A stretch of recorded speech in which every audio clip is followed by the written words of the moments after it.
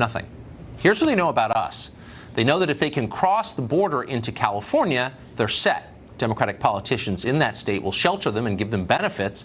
From California, they can go anywhere in this country, just like millions and millions before them over the past 30 years. If you're wondering why America is not anything like the country you grew up in, this is why. Will anyone in power do anything to protect America this time? Or will leaders sit passively back as the invasion continues? Over the weekend and earlier today, the president sent a series of tweets that seemed to reflect frustration. Quote, "Act now, Congress," he tweeted at one point. "Our country is being stolen." Well, to that, official Washington scoffed. How dare the leader of our country pretend that we have the right to determine who comes here? What a racist. Here's Jim Sciutto, a former Obama political appointee who now poses as a journalist over at CNN. Watch. As often happens with issues like this, we enter a fact-free zone. I mean, you got to fact-check the president on this. I mean, first of all, you heard that Fox News rhetoric, an army of migrants. I mean, it's not an army; it's a caravan. It's a group of folks who are seeking asylum. The president tweeted there are caravans, as if there are multiple groups of people kind of storming the border. That's not true. It's one group. Just a group of folks seeking asylum, or propaganda from the Obama people pretending to be reporters. Shut up, America. That's the message. You have no right to complain. That's CNN's view, which means it's the left view as well.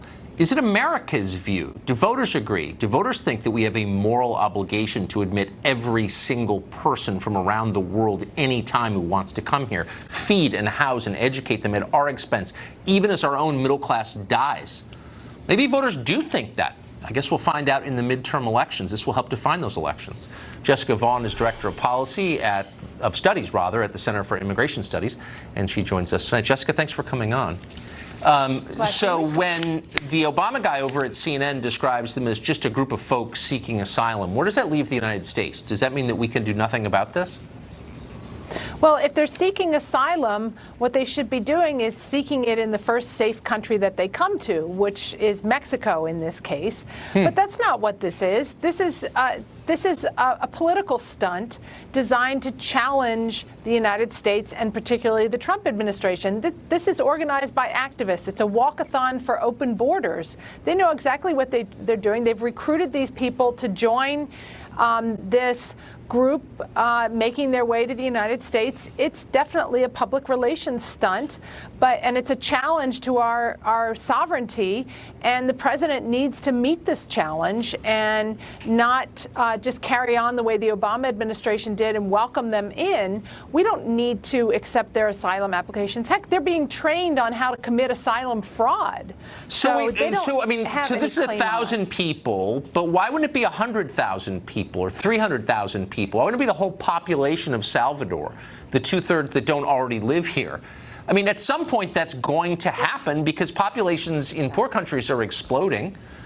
And what exactly is our recourse when that does happen? What do we do to prevent that from happening exactly?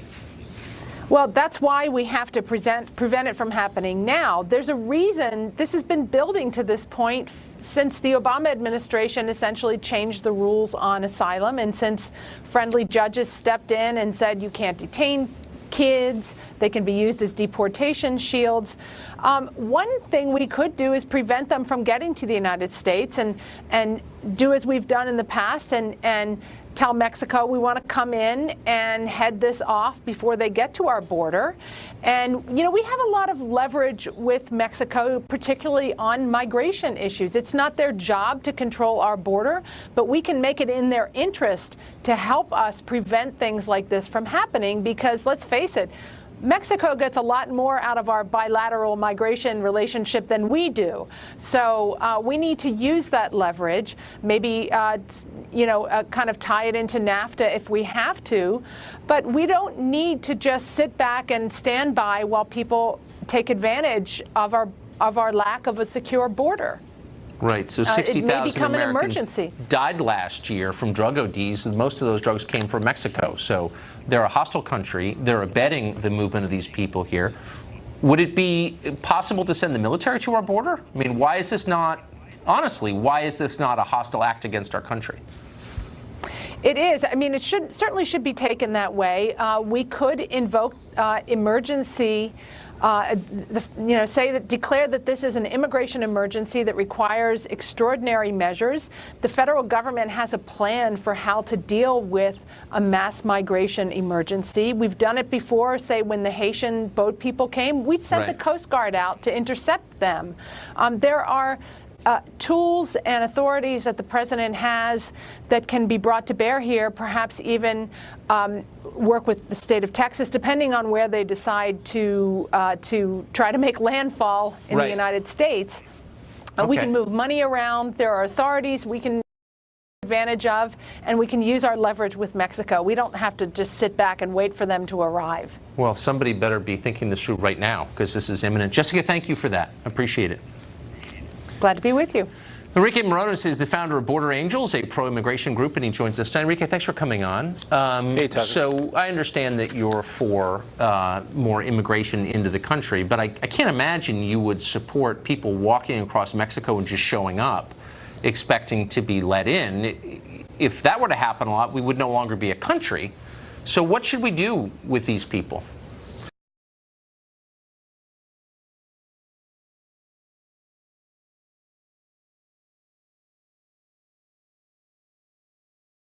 On since Reagan interfered in the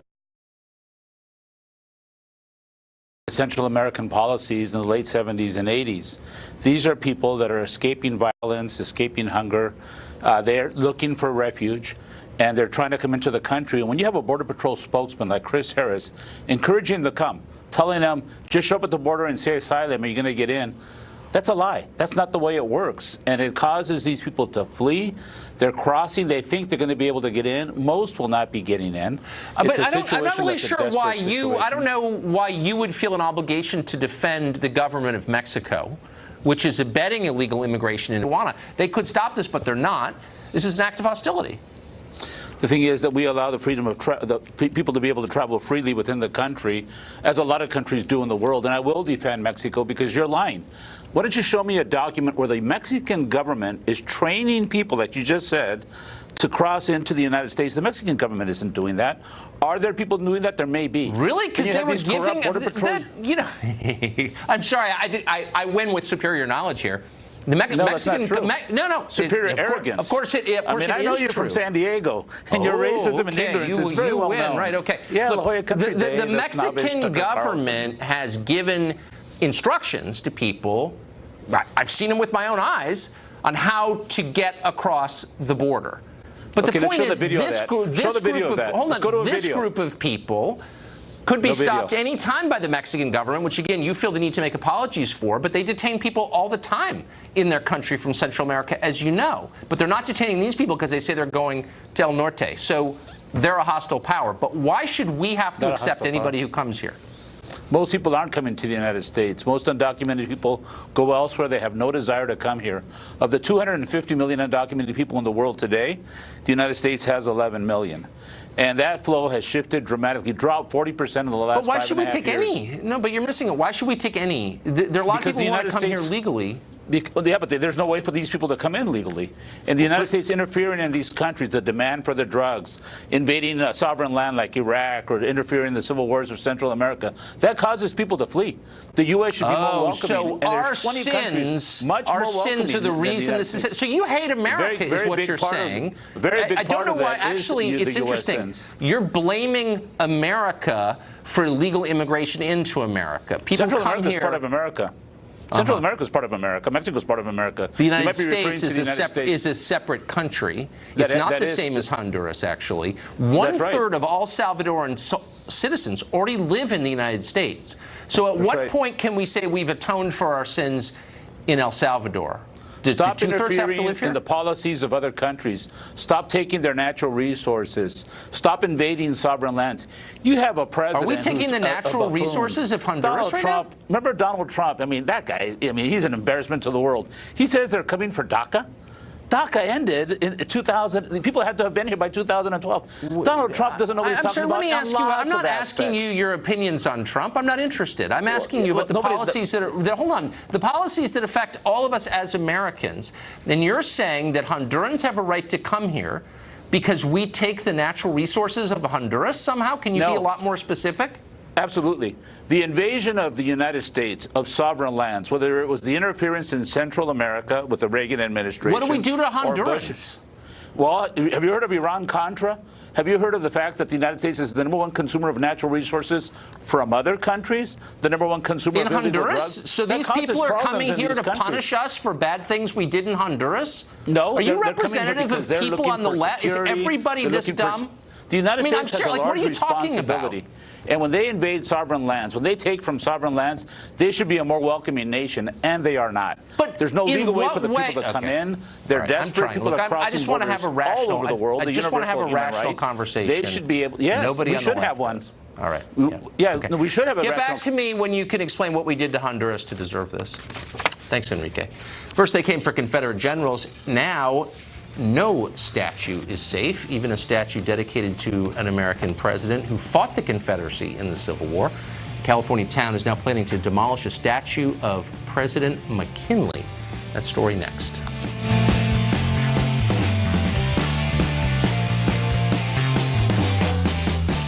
Well, whatever else you want to say about the left, they're not like the right. They don't sit around and talk about stuff forever. They just do it, right or wrong, usually wrong, but they move quick. Last year, the left targeted the nation's remaining Confederate statues for demolition. Was no vote on this anywhere ever. Sometimes they just destroyed the statues with mob violence. They got away with it, of course. Now they've picked a new target, any statue that offends anybody in power.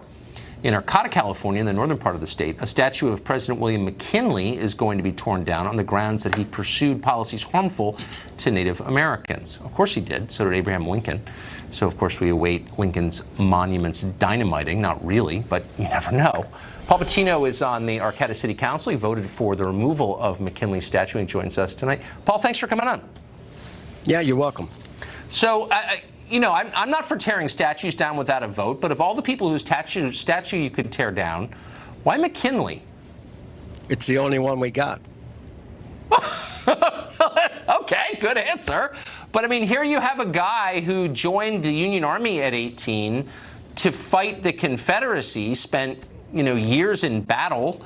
I don't think he has a reputation as a particularly cruel guy. He himself was a victim of gun violence, as you know. Why are you picking on him? Well, I think if you look at all the stuff about him, see, you just mentioned a couple of things, but there's tons of other stuff about this guy. And when you take the totality of everything he was responsible for and what happened during his presidency, you look at it and you go, okay, positive, negative. If today I was offered that statue as a city councilman, I'd say no, thank you. So basically, I'm correcting a 112-year-old error of judgment. Well, I don't know if that's your place. I mean, you didn't put the statue there. Are you having a town-wide vote on this? Here's what's happening. The city council 112 years or so ago decided to put it there, and the city council has the power to remove it.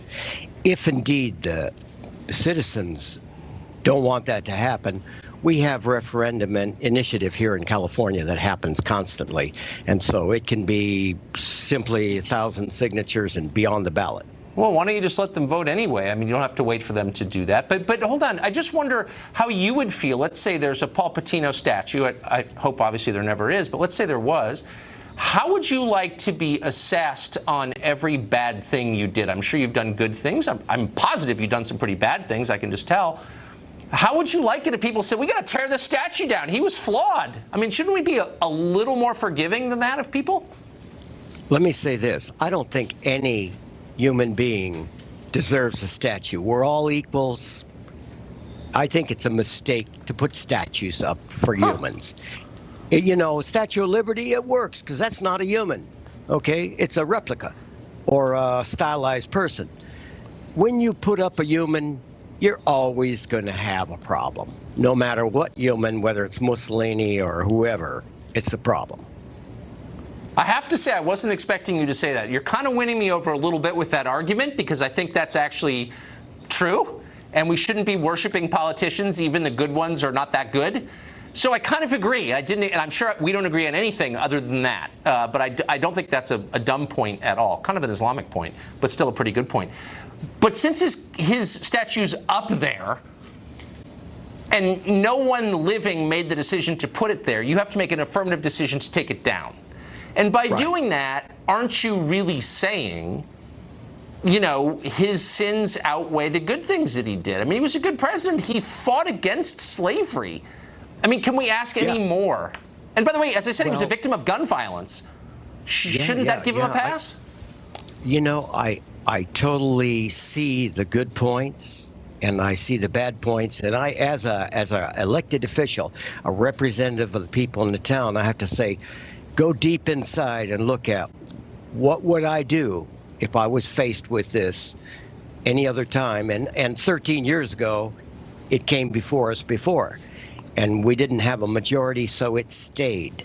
This time, 13 years later, it came up again, and we had a majority, and so our majority voted for it to leave. Have you guys solved all the problems in your town other than this? Is it like literally a utopia? Hey, look, you know, nobody solves all the problems. No, but I mean, you have like no crimes, and nobody has ever double parked, and no one's ever gotten divorced, and like, do you know what I mean? Nobody chews microwave burritos over Brussels sprouts. Like, you've got it all figured out. So like in your spare time, you're going to tear down a McKinley statue. Is that pretty much what's going on? No, that's an opinion. Let me put it this way. You know, as a city councilman, I have to cover everything. This is just one item. I don't like wasting a lot of time on it. It's come to us before. It came before I even lived here, this issue. And it's like, okay, let's stop wasting time on it. I'm willing to take the freight. I'll make the decision to make that motion to move that thing so that we can be done with it and move on and not waste any more time. All right. So yeah, I really don't like wasting time about it. Okay. Well, I disagree with you, but I do think you make a good point about not worshiping people. I'm with you on that. Councilman, thank you. You're welcome. Thanks for having me. Jason Nichols is professor at the University of Maryland, and he joins us tonight. Professor, thanks a lot for coming on. Thank you. So if Thank you for having McKinley me. can't make the cut, I mean, unless you agree with the professor I just talked to, who I actually do think makes a really good point. We shouldn't be naming things after people, especially living politicians, whether it's Kennedy, you know, killed a woman, or Robert Byrd, the Klan recruiter, or any of these politicians should not be allowed to name things after themselves. I strongly agree with that. But like McKinley, really? Why is he so sinful? Well, I think, you know, if we look at his history, he did some things in terms of what he did with the indigenous people, taking their land, giving it to white settlers, breaking up their autonomy. So I think he has some issues in his past. But at the same time, I think it's important for us, and it's interesting, this discussion, because I think I'm going to play the Republican here and say that you had a city council, a local group, who has made a decision for their community. That's what they're elected to do. And yet you and I here in our shirts and ties here in Washington are going to sit here and tell them that what they did was wrong and second question. I feel fully empowered to pass judgment on the decisions that governments make. Okay, but a local government that you have no... I mean, I'm allowed to have a view on that, and I do. Absolutely. And just because a government is small doesn't mean it doesn't make terrible decisions. I'm not that kind of conservative who thinks that, you know, small government, I mean, there's a lot of tyranny that takes place on city councils. I've certainly seen it, having lived in a small town. But here, I guess, is the point I'm making. We're retroactively judging people selectively. So you wouldn't have any problem with a monument to the Cherokees and the Trail of Tears, I would assume, because they're an oppressed people. But of course, they brought their slaves with them. They're African-American slaves. I'm not attacking the Cherokees. I'm merely pointing out that, like, history is a lot more complicated than we pretend it is. And you know that, of course, as a professor. So why are we now pretending that everything is in stark black and white and there are good people and there are bad people and nobody in between? That's a lie. I think, you know, the primary thing when we're talking about presidents and what they've done is that we need to have a dialogue about the totality of what they've done. I'm just saying in this particular case, and the most important point to me is that activists say that they are going to raise the $65,000 that it takes to remove the statue. So it's not even going to be a burden upon the taxpayers. No, but it's going to be housed somewhere. They have a veterans place. It's just your classic kind of Red Guard nonsense where we destroy the past thinking that that's going to create a new future. It's just stupid. I mean, Tucker, that's not a destruction of the past. Well, of course it is. The past still exists. And they said they're going to move it indoors, just like I said with the Confederate statues. Nobody is actually offended by this. That's not true. Offended by William McKinley? There's a Native American community 20 miles south of Arcata who said that they don't like seeing this statue. Okay, we're going to talk to one of them tomorrow. And look, I try to respect people's opinions. Sure. But taking down the statue will not improve the life of a single person in that community, as you know. But let me ask you this. As long as that we're using these criteria, why do we have an FDR memorial here in Washington after he literally put in internment camps people on the basis of their skin color? Why do we have that? I mean, I think the in living memory, by the way. I mean, some of the people who were in those camps are still alive. This wasn't 300 years ago. It was like 80 years ago. Yeah, no, I mean, I think you're trying to make an argument that I'm not making, or you're trying to sit here and debate with me on something that on a point that I'm not making. What I'm saying here is, just like people may be offended by certain things in certain communities. I don't think we should necessarily force it upon that community to have that statue if they want to remove it. This isn't the Lincoln, I'm not forcing it on Arcata, and I also think that the marijuana use level is so high in that town that I'm not sure that they'll ever kind of get it together enough to take the statue down. I'm betting on that. But I do think there's a principle here that's worth talking about, and that is, how do we assess figures out of our past? Do we impose the values of the present moment, the transitory values that we have this right moment, on people retroactively, or do we take a broader view and say a lot of people who are heroic, Cesar Chavez, for example, flawed guy, beat up illegal aliens, I don't know, I think he was a net positive to the state of California in his labor organizing. Do you see what I'm saying? What I'm saying? We want to distort history for political reasons. Well, here's what I believe. Why can't we take this McKinley statue and put it somewhere where we can have a dialogue about what he represented in both the good and the bad? Because and that nobody knows anything about McKinley, as you know. But that would be in a museum. That's where they can learn. Because nobody actually cares about learning about history, and I bet you $1,000. And that's a problem, and I don't think it's a huge true. problem. I bet you can't find 15 people in America who can tell me 10 things William McKinley did. I honestly think that's true. I believe including that the people who are calling I think the people in Arcata can tell you 10 things that he. I don't believe that for a second. I really don't. We're going to talk to what I think tomorrow, and I'm going to say I'm going to sit here in silence as you tell me facts about William McKinley, and I bet you that'll be the shortest conversation ever aired on television. We'll see. Professor, thank you. Thank you, Tucker. It's time for Mark Stein. He joins us with his take on the Mexico caravan and the demolition of the McKinley statue. An unlikely villain. Mark joins us next. Well, a caravan from Central America is walking through Mexico tonight. They're seeking to be let into this country. They're demanding it, actually. The president says he dislikes that idea, so of course he's being called a white supremacist.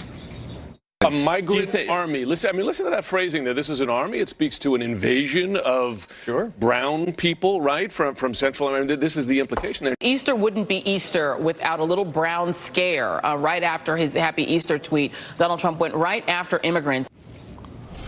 The first guy, by the way, was Jim Scudo, who works at CNN, who was a political appointee for Barack Obama, now pretending to be a journalist. It's too much.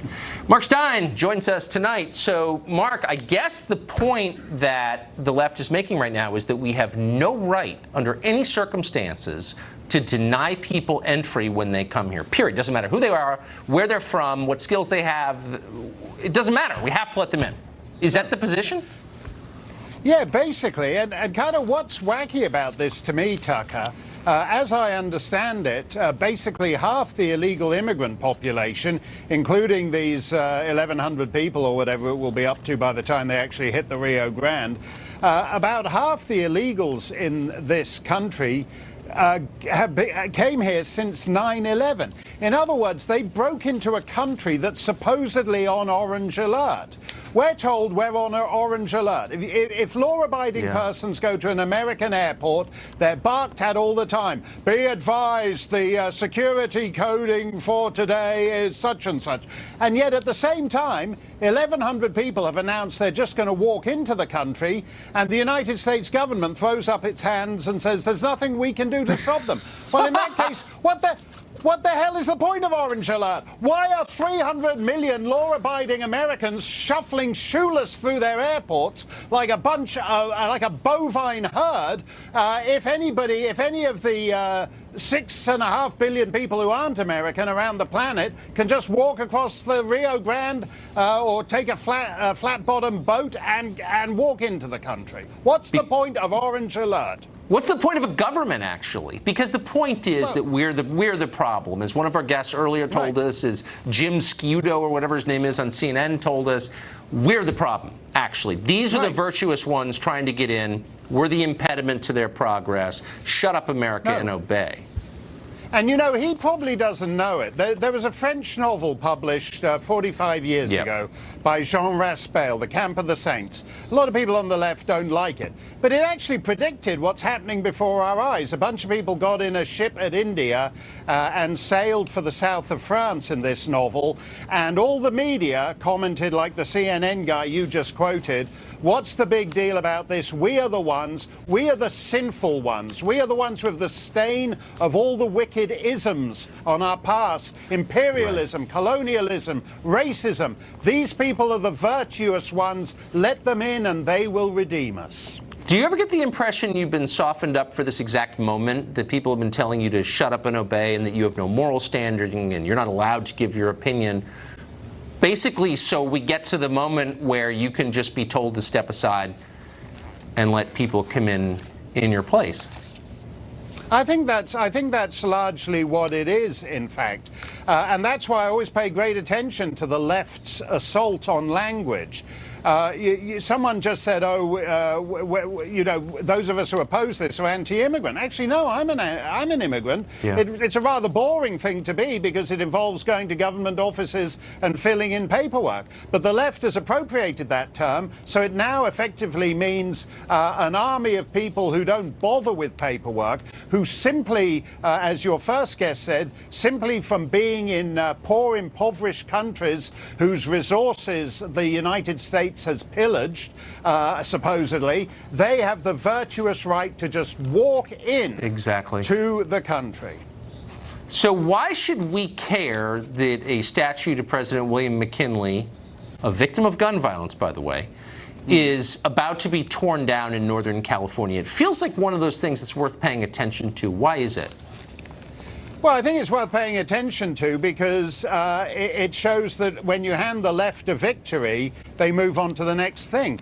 Rich Lowry, the editor of National Review, said on Fox News last year, he said he didn't feel terribly excited about defending Robert E. Lee and Jefferson Davis, but you can bet your bottom dollar that if they come after Washington and Lincoln, he'll be right there defending those guys. Well, they're now actually tearing down statues of American presidents, of a guy who took a bullet for his country.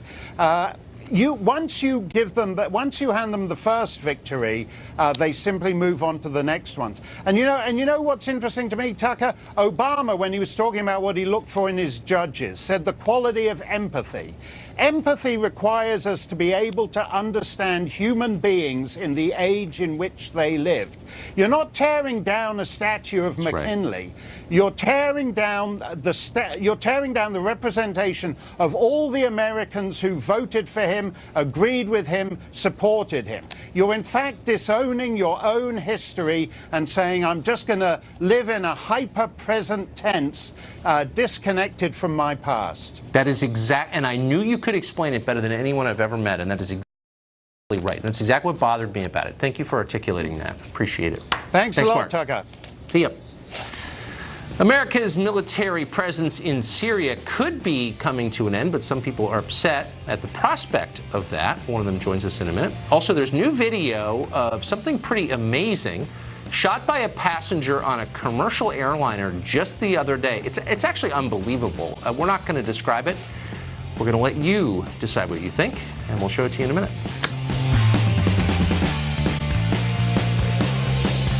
President Trump announced last week that American troops could be leaving Syria in the near future, alerting the rest of the country that there were American troops in Syria. Most people, I don't think, had any idea. He says now that ISIS territory has been overrun and the group has been mostly destroyed, we can leave. In Washington, this was very controversial, the prospect of American troops leaving yet another combat theater on the other side of the world. People don't like that here. James Carafano is the Heritage Foundation's Vice President for Foreign Policy and Defense Studies, and he joins us tonight. Mr. Carafano, thanks for coming on. You bet. So you would think, the president, and I will say in his defense, he said we want to beat ISIS, we want to take away the territory that they control. He did it, and good for him. So can't we just declare victory and bring our guys back? Well, it depends, right? It starts, but what is our interest in Syria? First of all, it's not having a peaceful Syria. Matter of fact, we don't give a damn about Syria. If you think about it, the Assads have been our enemies like forever. What does it matter, right? So we don't really care about Syria per se. So what do we care about? So one, we kicked ISIS's butt. What we'd hate happening is we walk away and ISIS just comes back again and reoccupies. That'd be bad. We don't want Iraq and Jordan to be destabilized. So we'd hate if Syria's problem kind of spilled over and destabilized countries we're trying to build a firebreaker from the Middle East falling apart. We don't want Israel and Iran to come to heads, because what Iran would love is just drive a super highway through Syria and come out the other end. And what we don't want is a repeat of what we saw a couple of years ago, which is to have a huge, humanitarian on steroid throw all these millions of refugees into Western Europe and destabilize that again. So we don't want those things to happen. So we should come out of Syria. But the question is, how do we come? We need to come out in a way that those problems don't come back and bite us. Okay, so what you just said, which I think reflects the view of a lot of people here, it's not just you for sure, but undergirding it are two assumptions. One, that we have an obligation to defend all the countries that you mentioned. I'm not sure where that obligation comes from. And two, that our presence is inherently stabilizing rather than destabilizing, and I don't see any evidence of that. Oh, absolutely. I think right now what we've done is we've created a wedge that keeps all those problems from spinning out of control. Right? The Syrians are not excavating masses of millions of people and sending them on the road. Israel and Iran aren't shooting at each other, and Jordan's holding together. Jordan's kind of a keystone state that really helps keep the region together, and Iraq's holding together. So, and ISIS was utterly crushed in record time. So those are real accomplishments. Yeah, that's great. Yeah. But we are also in a position to be held hostage because we do have 2,000 troops there. Right. One of them whom was just killed the other day. Right. Got no press coverage here at all. I wonder how his family feels about that. Made me sad to read it. And we've killed about 200 Russians there. Right. We killed 200 Russians. Right. Why in the world would we ever want to be involved in anything like that? Well, why we does don't that want make to. America safer? We don't want to, but what we want is a region that doesn't fall apart and creates bigger problems for us. So that's the only issue, which is you want a policy that doesn't do what Barack Obama did, which is say, declare victory and walk away. And then what happens is all the problems pour back in, and you actually have a bigger problem than when you started. If you remember, So do you think that Obama not being engaged in the regions was the reason there was a Syrian civil war? No, but because the way we pulled our troops out of Iraq and when we did, and the way we laid the politics to unravel in Iraq, that allowed the problem of Syria to spill over and destabilize Iraq and created a caliphate, which then in turn attracted tens of thousands of foreign fighters from all over the world to the region. And now we're worried about all these tens of thousands of foreign fighters. Can you remind me really quick why I should think Assad is bad? I mean, why I have a moral obligation to be against Assad? Why are we supposed to? I mean, I'm not for Assad. I don't really care. Assad, let's be clear. Assad is a bad genocidal dictator. Do we care? Is that our problem? I actually don't think so, no. What we care about is our interests, right? You don't think we're being used at all? I mean, the whole Gulf would like us to get deeply involved in this because they're worried about Iran. And we seem to be doing their bidding here a little bit. Well, I mean, I think, for example, the way this administration did Iraq and rolled up ISIS, where we didn't put tens of thousands of troops back in. We put a modicum of force back in, and we had people on the ground really do that. And other people had to step up, and other people who were doing bad things kind of backed off. So I think there's a middle ground between doing nothing and walking away and letting the house burn down, and doing the next Vietnam War. When Lindsey Graham says it's a disaster that we might pull, well, then you should be suspicious because Lindsey Graham said that, right? Well, that's, I mean, I just feel wrong. like 100% of the time, almost like on purpose, almost like if you want to know what time it is, ask him, and it's the opposite time. Yeah. So I mean, I think it makes no sense for the United States to be in Syria forever. Absolutely, totally with you. Love to walk away. How we walk away really matters. Okay, now you're making me feel better. I will say that. Thank you. All right. Good to see you.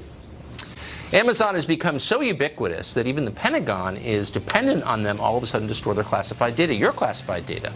That story is next. It's part one of our week-long series, Tech Tyranny, and it's interesting. Stay tuned.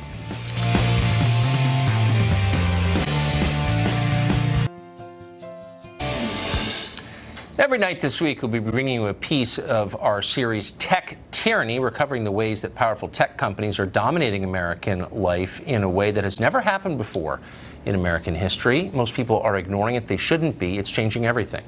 Amazon's power over data is so great now that even the U.S. military is seeking their help. Within a few weeks, the Defense Department is expected to request a $10 billion contract that will allow Amazon to become the sole provider of cloud computing services to the military. What does this mean? A story we're not going to ignore. Matt Stoller is a fellow with Citizens Against Monopoly, and he joins us tonight. Matt, this is one of those stories that, like a lot of stories right now, they're just kind of passing people by. And no one's stopping to say, well, what is this and what are the implications of it? So let me ask, what is this and what are the implications of this? So this is what the Pentagon calls a potential revolution in how they buy information technology. And information technology is the heart of everything right now, yes, including war. So this is a decision by the Pentagon, or potential decision by the Pentagon, to do something very unusual, which is to not have multiple suppliers of a key resource that they rely on, in this case, data. And they are handing over an important bottleneck of our national security to Jeff Bezos and Amazon. And that's something that should be very concerning to people, because Jeff Bezos has relationships, Amazon has relationships all over the world with all sorts of entities that could that have a reason to manipulate and undermine American national security interests. And even if they don't, even if Amazon does a great job and we have no other redundant cloud computing services, last year, because of a typo in an Amazon data center, a whole bunch of websites, 150,000 websites went down, including big ones like Pinterest, parts of Slack, and even the Securities and Exchange Commission. So it is a really dangerous thing to award a contract over such a vital resource to just one company. And the Pentagon needs to split this among multiple cloud computing service companies so that there's some basic redundancy and so that Jeff Bezos is not the sole guy who's in charge of this important company that has resource. Relationships with foreign governments that we don't fully understand, as you pointed out. This seems nuts. Why would we do something like this? Why would the Pentagon do something like this? I know, it's like a bad movie plot or something like that. I mean, what's the first thing that you're going to do if you get into a war with the United States? You know, you would undermine the Pentagon's ability to access its data. And if there's only one provider of data, if it's just Amazon AWS, it's much easier to do that than if you have multiple sources of supply. It's just basic national security strategy. So I'm not exactly sure what the Pentagon is thinking. I think there are probably multiple different power centers in the Pentagon that are thinking about this. They might believe that, you know, Amazon, if you just award it all to one company, that they will have the best security. But then, of course, if there's penetration of that one security barrier, then, you know, all your eggs are in that one basket. So there's different arguments for why you'd award a contract like this to one company, but it's probably a bad idea, and it's contra the long history of American national security policy. Has any company had more power in the history of this country or any other country than Amazon or Google, ever? It's a really good question. I mean, I think you could potentially look at Standard Oil in the 1880s and 1890s, but they didn't have the ability to profile individuals, to manipulate individuals and individual companies the way that Jeff Bezos and the way that Larry Page does. So it's hard.